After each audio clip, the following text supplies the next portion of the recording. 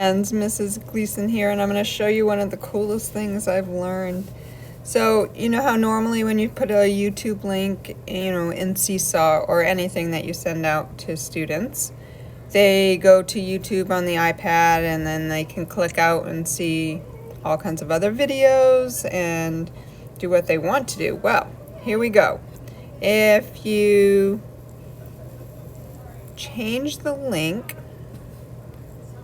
and in the link you add just after the T in YouTube a dash, it's going to give them this experience. So watch when I click this link right here that I've put into a Seesaw activity. It opens it up, all one big screen. There's no other place for them to click, no ads, no other video suggestions. They just click play and then they watch it. Hello. So let me show you how to do that. I'm going to go to YouTube and search.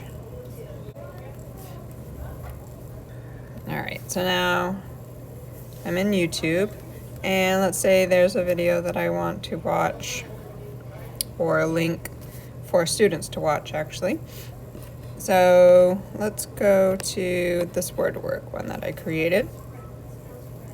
So right now you can see all these crazy ads, what's up next. Students can get into places. So if I click up here on the top, you see that I have the YouTube link, and I am just going to get my cursor right after the T, and then I'm going to put in a dash right there. That easy. Now if I click go, this is what the link looks like. Isn't that so awesome?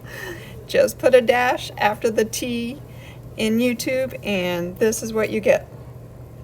Enjoy, my friends.